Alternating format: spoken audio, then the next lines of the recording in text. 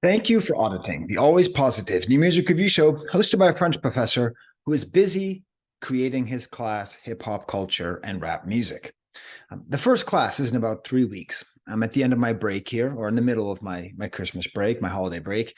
And I'm working, I'm making PowerPoints, I'm sort of scaffolding the class. And I realized that I needed to address very early rhymes. So that's what I'm going to explain to you today. Rhymes, the different kinds of rhymes that exist in hip hop. This is actually, I'm going to share with you the PowerPoints that I have for the third class that I'm going to be teaching. First class is introductory. Second class is about the Bronx in the 70s. And then the third class is going to be about rhymes. And the reason that I'm doing that is that I was trying to think like, I'm going to be having, these young people, 20-year-olds listening to a lot of old school hip hop. And I wanted to try to identify like what is it that makes old school hip hop sound old? And I realized it's mainly the rhymes. It's not like it's the music.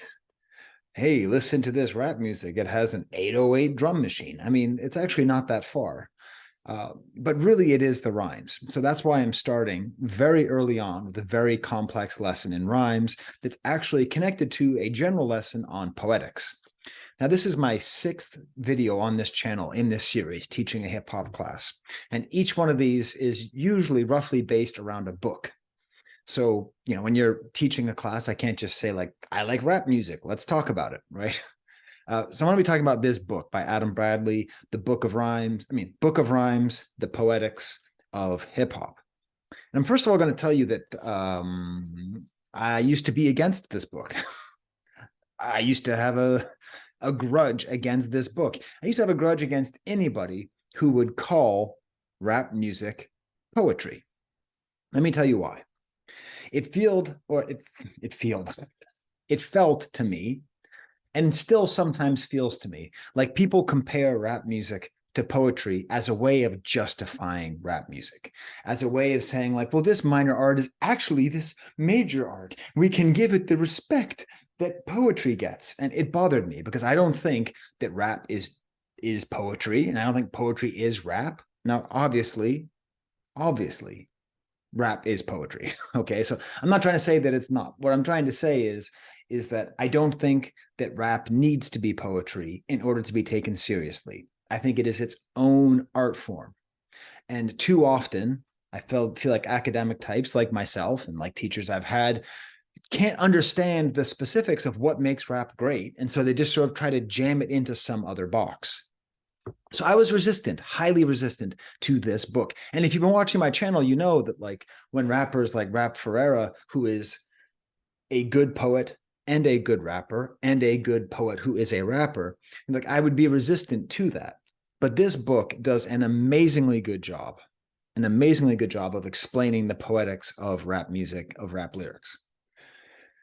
In this channel, whenever I show you a book, I sort of tell you, do you need this for your rap library? Absolutely, you do. It is very well written. It is didactically near perfect. By that, I mean, whenever he explains a concept, he outlines it very, very clearly. You're going to watch my efforts to sort of improve on some of the things that he's done. And sometimes I just can't, or not so much improve as contemporize, right? Because obviously the references get stale. Once a book is printed, it's already too old for how fast an art like rap moves. So this is the book I'm going to be talking about, but I'm not going to be doing the whole thing. This book, it's only what is it, 180 pages, something like that. It is dense as hell. This thing weighs as much as an aircraft carrier. That's how dense it is. Okay. And I'm going to be just focusing on these two chapters, the introductory chapter and the chapter about rhymes. And we're going to go through. And if you watch this, you're going to learn all about rhymes. You are. I learned a lot. I'm not an expert on poetry. I read poetry. I have written and published on poetry. I teach poetry, but I'm still not an expert, especially when it comes to the specific terminology, the vernacular, all those things. So this book really helped teach me not just only about rap, but also helped teach me a lot about poetry itself. So here's what I'm going to do. I am going to share my screen and I am going to give you my actual lesson, like the actual lesson that I am going to give the students. Okay. So you see me up there in the little corner. Hi, guys. And this is the exact PowerPoint that I made. It's kind of funny because if you ever watch my videos, I don't have, I have barely any visual component to it at all. But my classes are very, very visual. It's not just me talking. It's sort of, I do my videos the way I wish I could teach. I wish I could teach just by getting up there and just talking and people listening. But realistically, you got to be a little bit more engaged than that. So at times, I will sort of interject and tell you what I was thinking when I made a slide. But for now, I want you to imagine you are in my class, okay? Before you go in my class, smash the like bucket, subscribe. I'm trying to get to 50,000 subscribers before this class starts so I can tell my students I have 50,000 subscribers, okay? And learn with me about the nature of rhyme. All right? You down? Let's go. Good morning, class. It's Wednesday, the 25th of January, and today I want to talk about rhymes. Now, we've already talked about some of the social context of hip hop, and that's very important. Throughout this entire class, we are going to be focusing mostly on social context. That is to say, what does the music say about the people who make and listen to the music? And you're going to learn on Friday, what does this early hip hop music, how did the situation in the Bronx that we learned all about on Monday, how is that reflected in the music? Okay, so I'm always going to be on the social context. But there's also the fact that it's an art. And much like if you study painting, you need to know about different styles of representation and perspective. Or if you study any kind of art, you have to understand the techniques as well. So this is Sweating the Technique, Part 2, the rhymes. Okay, let's sweat the technique together.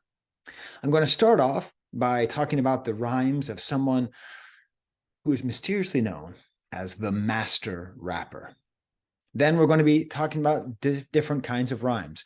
For your homework for today, I had you read the Book of Rhymes, Poetics of Hip Hop by Adam Bradley.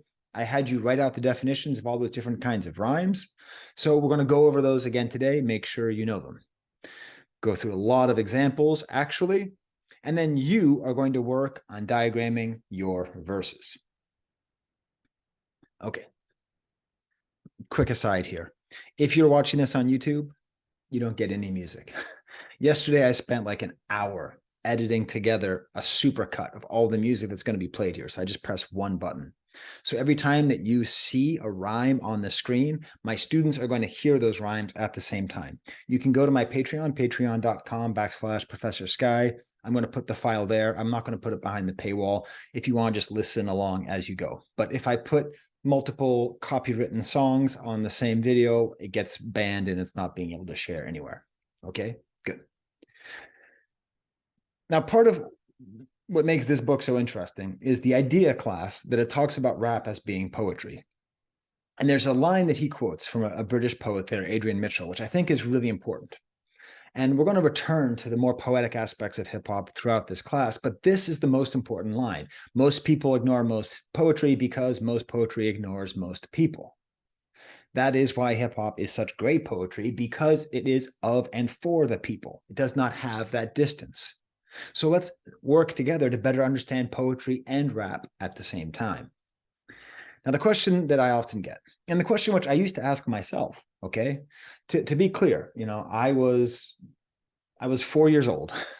I mean, hip hop existed for 4 years when I was born. I was born in 77. The first big rap song came out in 1979. I grew up in the 80s of the old school, but I really learned to love hip hop in the new school. I had a hard time figuring out the question, why does old school rapping sound so old?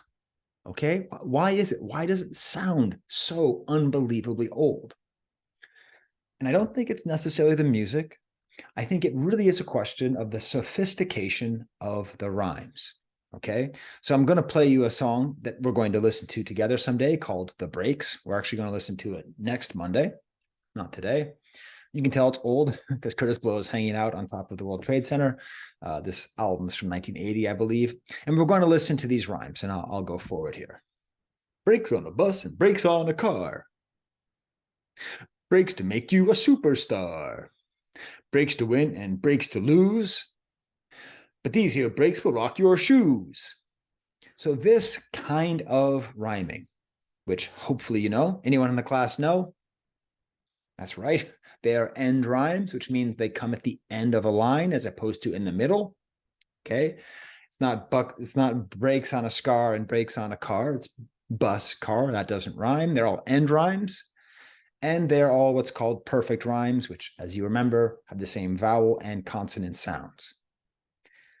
Now, whenever I think about this style of old school rapping, it's important to remember that rap is constantly evolving as an art. That's why it's so great. It's not dead. It's not moribund, to use a fancy word to say dead. It is evolving constantly.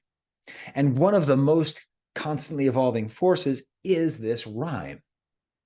I remember the first time I ever heard a rhyme and thought, that sounds dumb and that sounds old school. And this is from The Master Rapper. This is from a TV commercial from 1992. I remember seeing this. I was probably watching maybe Ninja Turtles. I don't know why I would have seen this commercial as much as I did. This is the first rap I ever memorized, by the way. And I think it's a good example of the feeling that I used to get when listening to old school hip hop, and maybe it's how you feel. What makes it so old makes it seem cheesy. So let's listen to The Master Rapper. Watch me get fresh fruity pebbles. Who are you? I'm the master rapper, I'm here to sing. I love fruity pebbles in a major way. Fruity pebbles in a major way. The big rock, yellow, orange, purple, lime, and red. Once they get their fruity taste, I've got a great friend.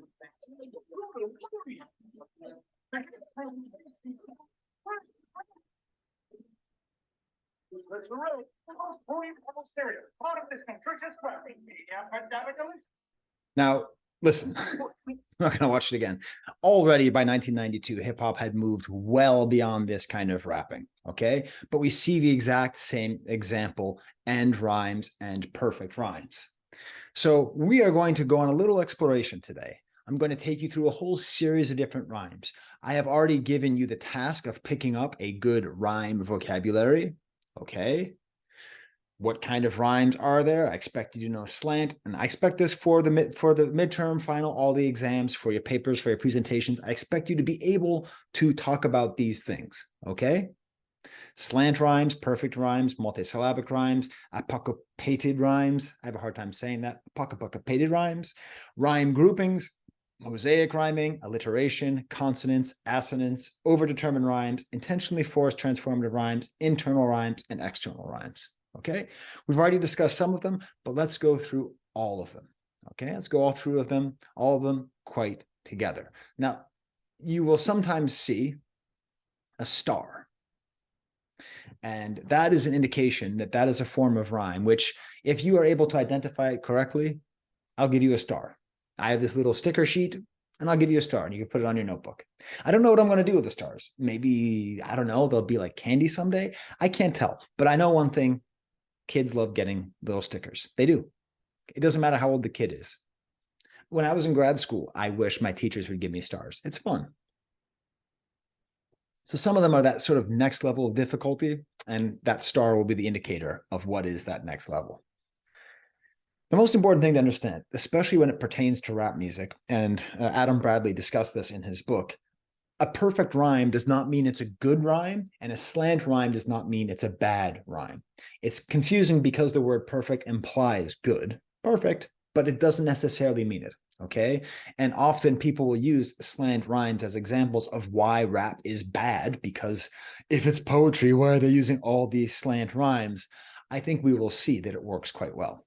Now, part of what I wanted to do is you read this book and it's good and you got all these examples, but whenever possible, I went to the top rap songs of 2022 and I picked songs from that list. And I'm going to use those songs to illustrate these things, such as Slant Rhymes, right? Slant Rhymes, which is a rhyme that usually involves shared final consonant sounds, but different vowel sounds, such as all and bowl. Okay. The important thing here, I think he oversimplifies it a bit, because quite often in hip hop, especially modern hip hop, I've noticed you'll have the same vowel sounds, but different consonant sounds. Okay. In either case, it's not perfect. Either the vowels don't match up or the consonants don't match up. And in case you don't remember, Listen, there's lots of words. Vowels, A, E, I, O, and U. Consonants are the rest of the alphabet. Okay? So I assume you know that, but sometimes, you get students who didn't learn these things. And what are you going to do? Not teach them? You're going to make them feel bad for not knowing what they don't know? So, slant rhymes. Let's go to Glorilla and Cardi B. Y'all know this song, okay? And we're going to listen to it together. And it's a great example of the power and almost weird frustration of slant rhymes. Poppin', yes, think we know a school for chiropractic, looking as good as hell today. Just sent my 5 attachments. Why do you confront me about a man? You backwards. They come about me who I don't even find attractive. So look at all these rhymes. Chiropractic attachments. My name is Mr. Rapper, and I'm doing chiropractic. I sent a lot of emails with a lot of attachments. It doesn't really rhyme. Chiropractic attachments, backwards, attractive, they sort of work if you take them out of the song.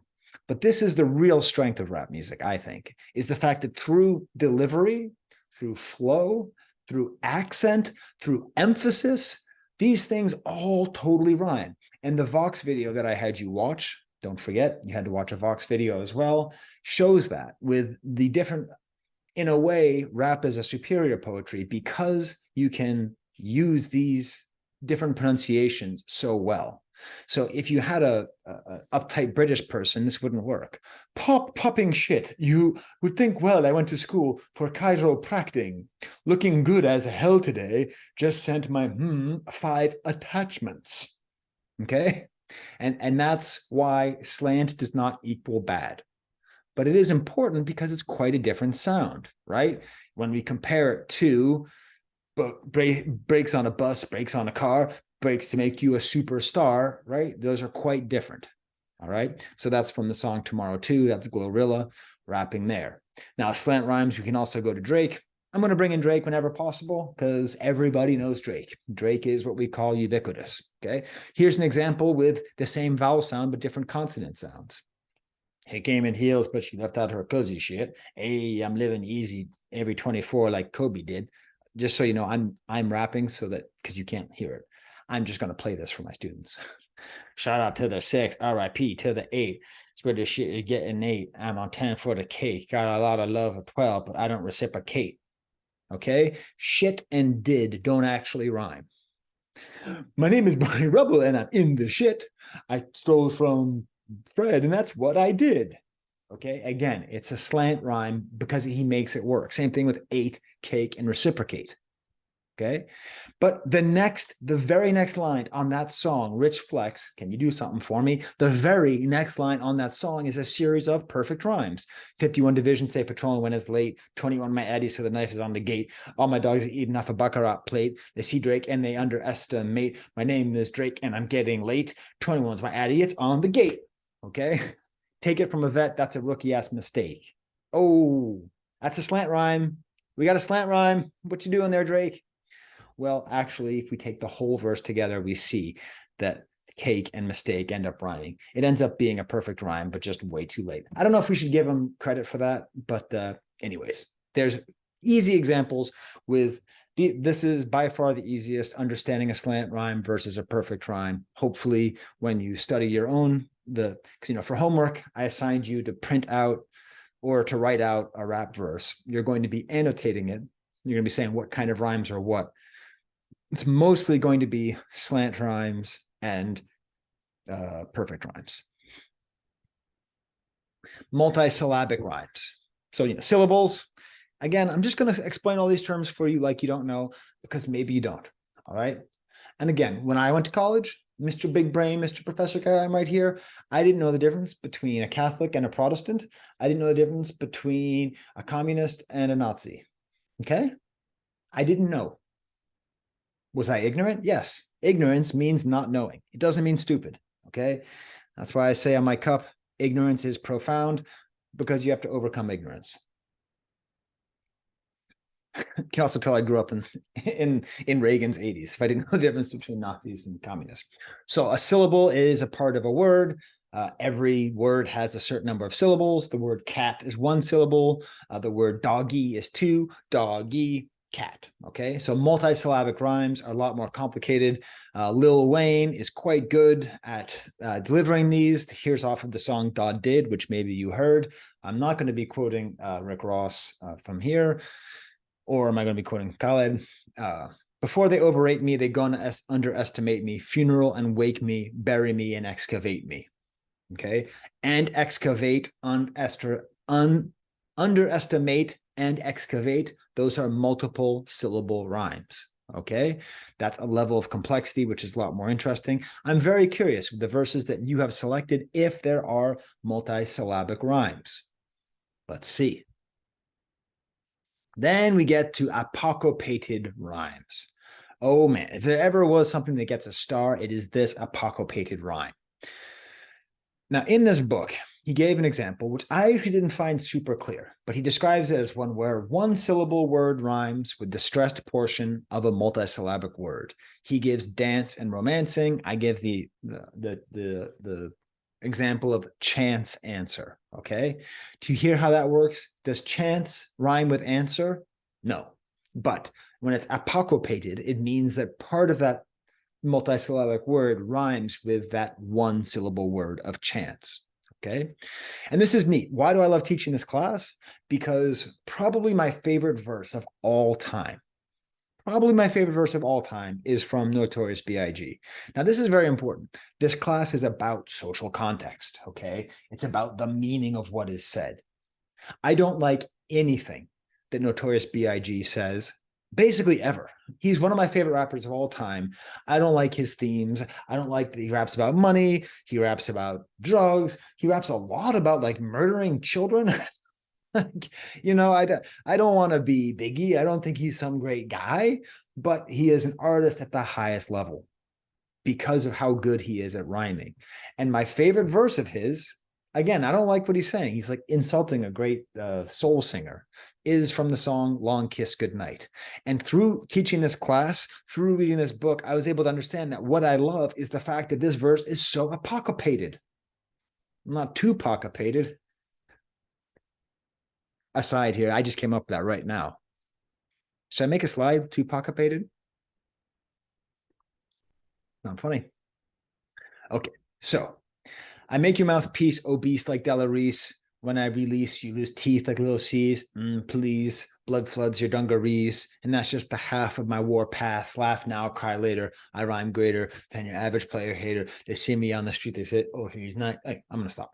I'm just going to show them this part here. I'm just going to show you this part here. But look here, okay? So Reese rhymes with obese, the beast of obese, and the piece of mouthpiece. Teeth rhymes with release and seize. So in both cases, we have a multiple syllabic word in the beginning of the phrase, mouthpiece, release, and then these other words that rhyme with them. But my favorite is this last part here. And that is just the half of my war path, laugh now, cry later. Why do I love this verse so much? I didn't realize it. It's because he has apocopated rhymes on both sides of that word war path. The way that he delivers that, and that's just the half of my war path, laugh now, cry later. The proximity, war path, laugh, war path, laugh. It is so gorgeous the way that it sounds. And that's why when people talk about flow, why they say that Biggie has the best flow ever, that's part of the reason why. Because I don't think he was sitting there being like, Biggie, I'm going to write some apocopated rhymes. He just was a master of crafting words and putting them together. And this is a great example of it.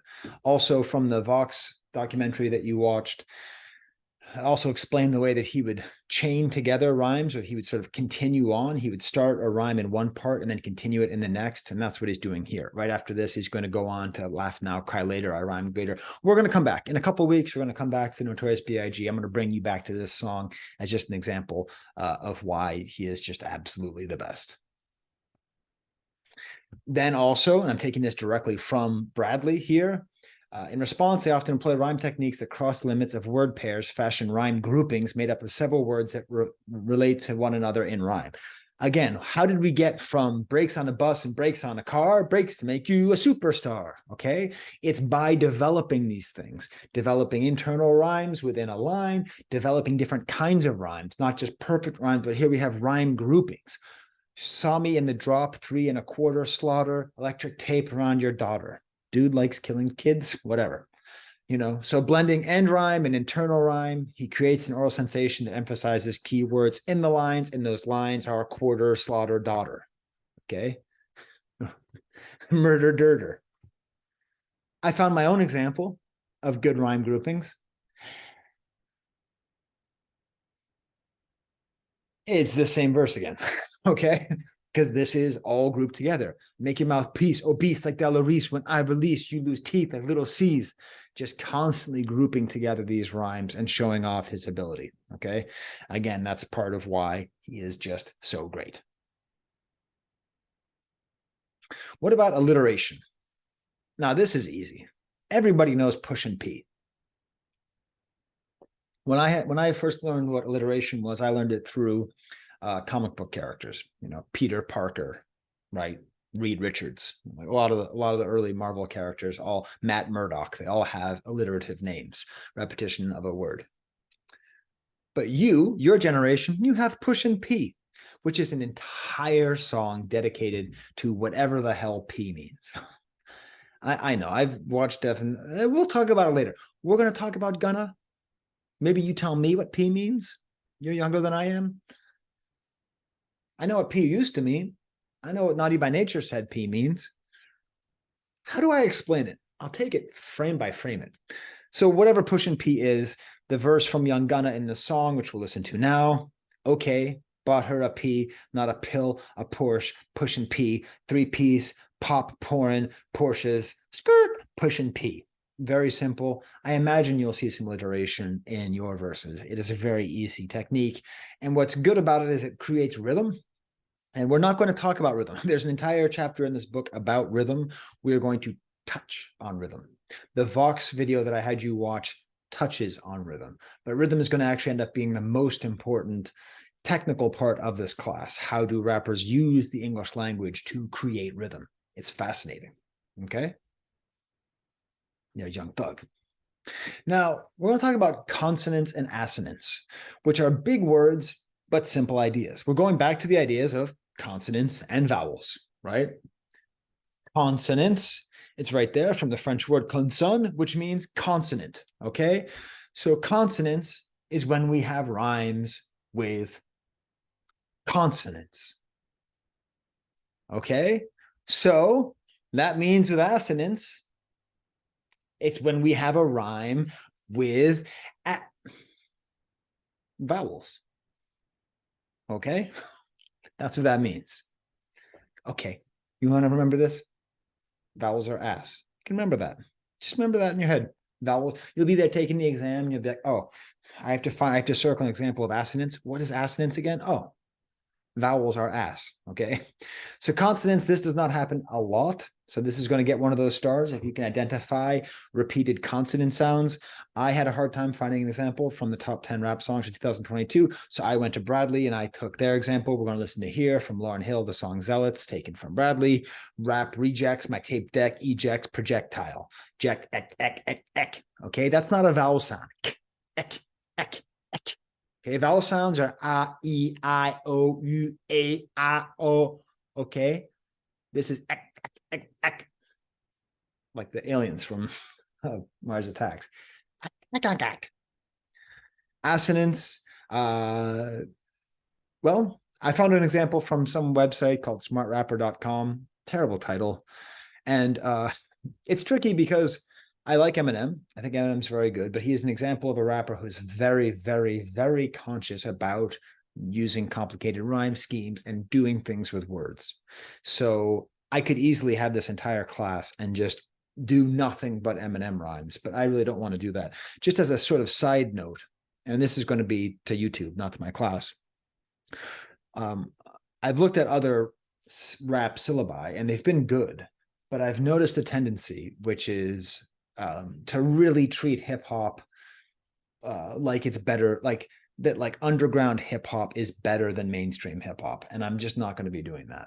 So, I mean, like the syllabus is not going to be like, okay, DJ Kool Herc, Public Enemy, Jay Dilla, and Kendrick. And that's it. Like part of what's going to make this class interesting, I hope, is that I'm really going to go into like into Gunna and Young Thug. And I'm really going to go into Houston. I'm really going to talk about like modern stuff and talk about pop stuff and talk about mainstream stuff. Because again, I don't want there to be this concept of there being sort of high art and low art, high hip hop and low hip hop. And that's what I do on the channel. And that's what I'm going to do in my class as well. Okay. So I'm not just going to stick to rappers who are poets and who think a lot about rhyme schemes. Okay. But still, going back to the class now, away from YouTube, this is a great example of assonance because it's the A sound, right? That is a vowel sound, A. They think they're crazy, but they ain't crazy. Let's face it, just basically just plain sick. They ain't shit, they ain't saying shit. Spraying 58 to the K, getting the way up and Dre with me in terms of day and like mayhem. And staying with me, staying. That's how an M sounds. Come at me, M. Okay. I'm the new MGK. Then we get to mosaic rhyming, which is one of my favorite things. This book does a good example of illustrating a couple mosaic rhymes. I had fun trying to find one, and I found one from Jay-Z from his verse, which many sort of rap heads consider to be the best verse of the year. Of course, the best verse of the year is Lupe Fiasco. Rappers die too much. That's it. That's the verse. Sorry, the rest of the world, that is the best rap verse of the year. But still, please, Lord, forgive me for what the stove did. Nobody touched a billy until Hove did. How many billionaires can come from Hove Criv? I count 3, me, yay, and re. Bronze Rock Boys are 4 technically. Okay, yay and re, technically. Yay and re, technically. That's mosaic, meaning individual single syllable multisyllabic words going into several multisyllabic words. This is particularly rich for that rhythmic aspect because yay and re, technically, yay and re, technically, yay and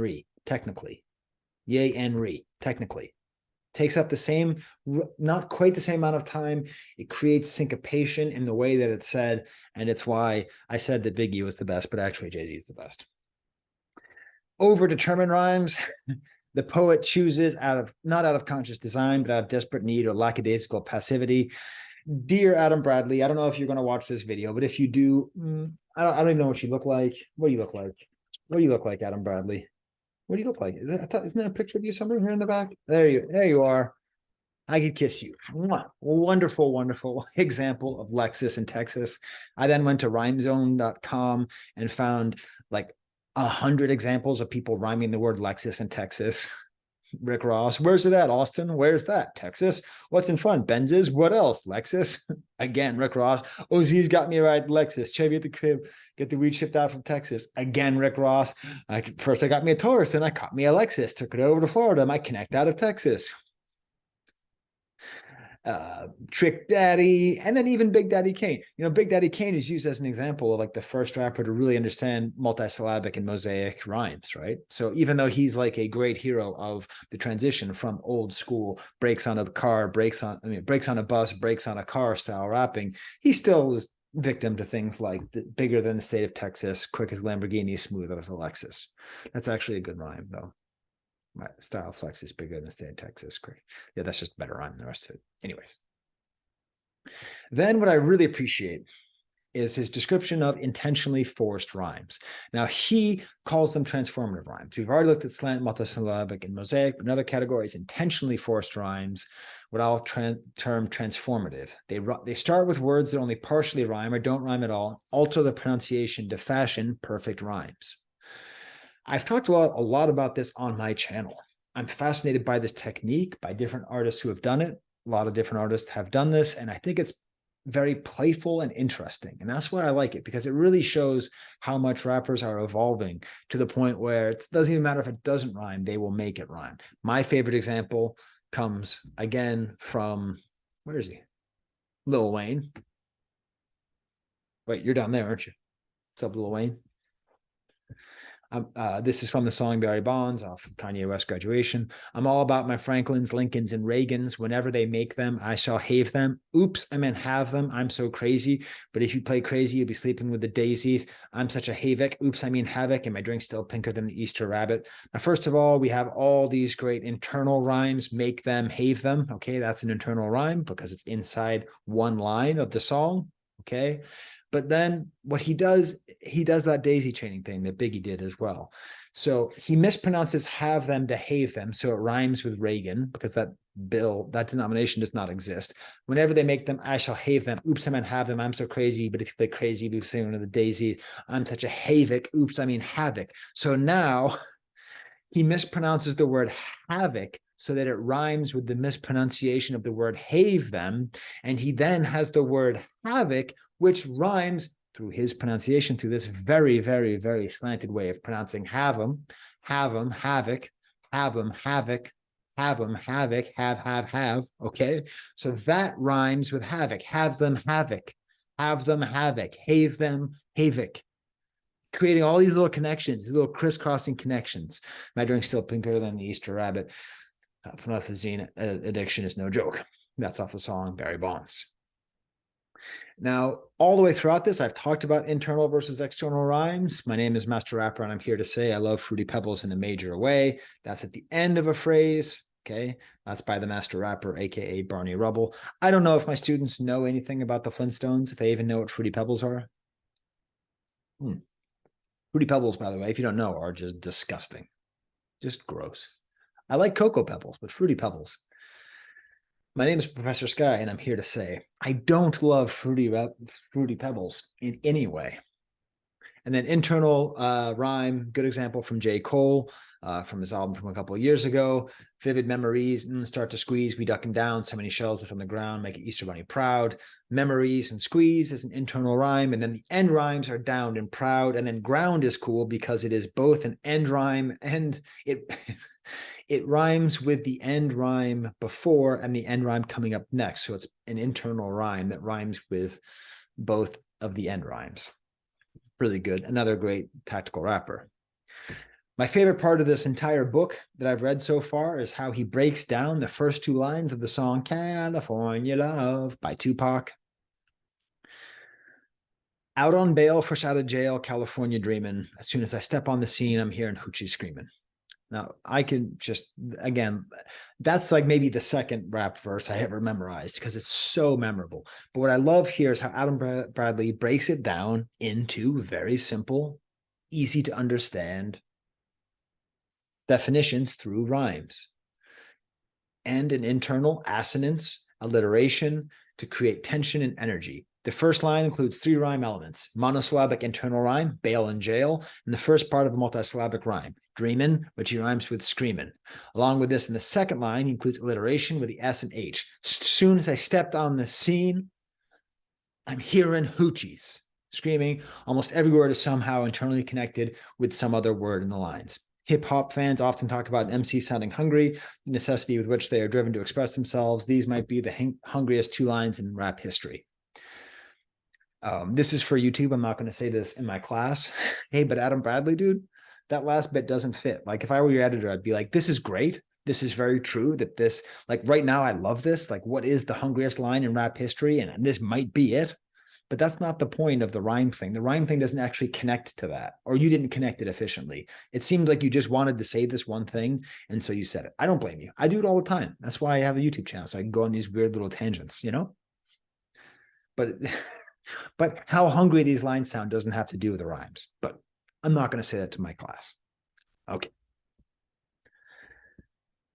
So now that we have a good idea of what good, of what these rhymes are, I want to sort of think about, I want to make sure that we don't get stuck in any kind of idea of what is good and what is bad.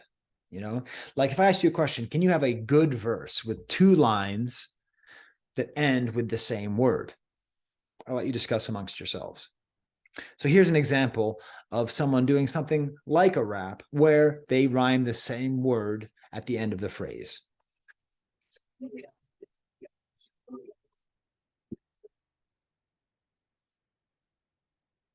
Kevin, it's my name. They call me Kevin. That's my name. So very clearly, that is not a good rhyme. My name is Kevin. That is my name. They call me Kevin because that's my name. But what I love about rap music and what I love about hip hop is what if I were to extend that? What if I said there was a verse that was so bad that it had 4 lines that ended with the same word? My name is Kevin. That is my name. They call me Kevin because that's my name. And what is Kevin? Kevin is my name. And that is Kevin. That is my name. Well, the thing is that rap has developed so much that you can have a good verse with all 4 lines that end with the same word. We're going to watch this video, which I'm actually going to turn down so I don't get copyright struck, which shows how Kendrick Lamar does it. I got. T royalty inside my DNA.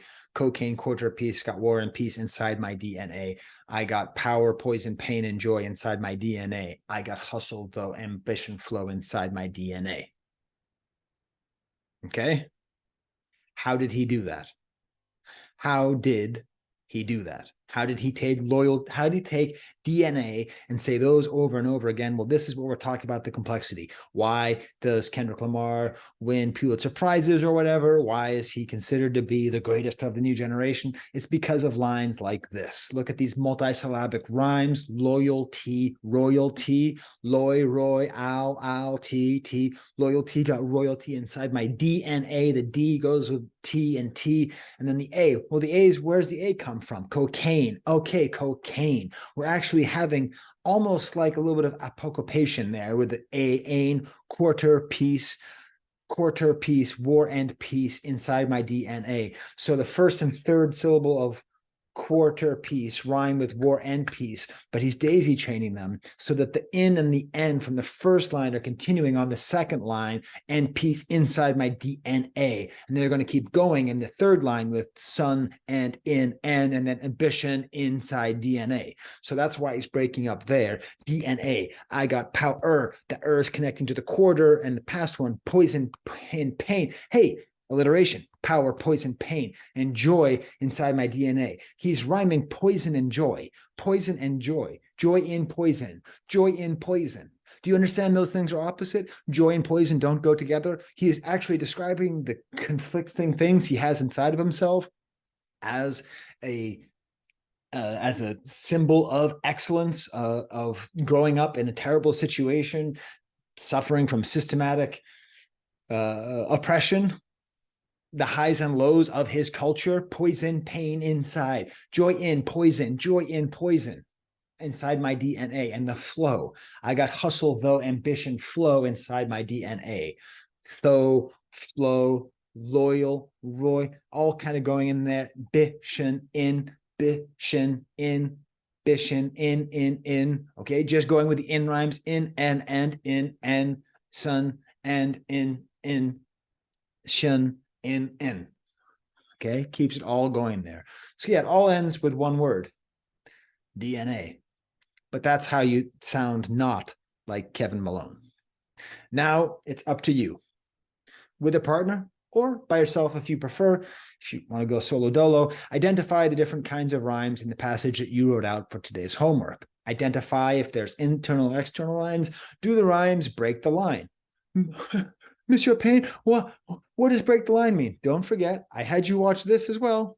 It was what? It's 13 minutes? A 13-minute Vox video, okay? All about rhymes and rhythm. So you should be able to know what breaking the line means. This is how I know that you did that part of the homework as well. And then I want you to identify whether or not it's slanted, perfect, multisyllabic, mosaic, consonants, assonants, overdetermined, apocryphated, alliterated, or intentionally forced. Okay? Good. Get to work. Now, if there's any time left over, I'm going to briefly discuss the concept of poetic meter as an introduction to rhythm, okay? Because this book talks about that the beat in rap is poetic meter rendered audible, and I don't expect my students to know what poetic meter is, so I give this example. I find from masterclass.com. They are not my sponsor.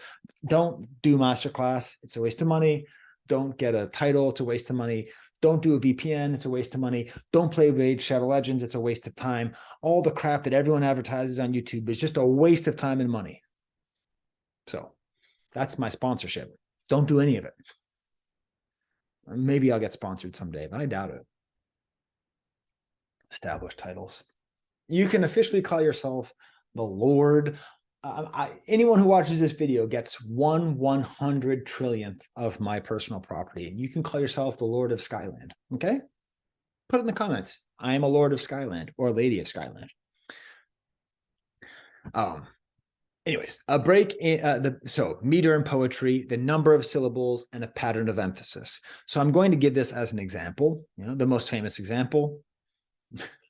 Sonnet 18 by William Shakespeare, which when you read it, you might read it, shall I compare thee to a summer's day? Thou art more lovely and more temperate. But that's not the right way to read it. There's a specific meter to this rhyme. It is what is called iambic pentameter, which I just talked about in my Weezer video. Weird, okay? Which is short, long, short, long, short, long, short, long, short, long. Okay? Which means these first lines are to be read like this. Shall I compare thee to a summer's day? Thou art more lovely than, and thou art more lovely and more temperate. Okay, that's how you're supposed to read it. And you can tell that it's important because what if you did it, okay, like short, short, long, short, short, long, short, short, long. Shall I compare thee to a summer's day? Thou art more lovely and more temperate. That's a very different sound, right? So what makes hip hop so interesting, the point that he makes is that it is the poetic meter rendered audible because there's always a beat underneath people's rapping. But what makes it interesting, and he touches on this, and the Vox video that you watched goes even further, is that the real strength of hip hop is not that the beat is the meter, it's that it is the basis of the meter. And rappers are able to speed up and slow down. And they gave the example of Outkast, how well Under 3000 goes outside of what you'd expect the meter to be, how they can play with it. The mastery of language and words that is on display in hip-hop music is beyond comprehension. And we're still stuck thinking that it's loving Fruity Pebbles in a major way. It is so much more. And that's what we're going to keep studying in this class. Rap verse is the product of one type of rhythm being fitted to another, that of music. And that's why this rhythm gets so interesting. And when we start talking about new school hip hop, we will start talking more about words, syllables, emphasis, and rhymes, and how they all go together. There it is. Here's my class. I hope this is recording. Okay, it is. I recorded this last night, but I didn't like how it turned out. So I'm redoing it now. So it was good. Tell me in the comments. Did you learn something? What is your favorite rhyme in hip hop? Do you know any apocopated rhymes I could use? Do you have any good examples, modern examples of consonants rhymes? Let me know. I'll interject into my class. All right. Until next time, there's the camera.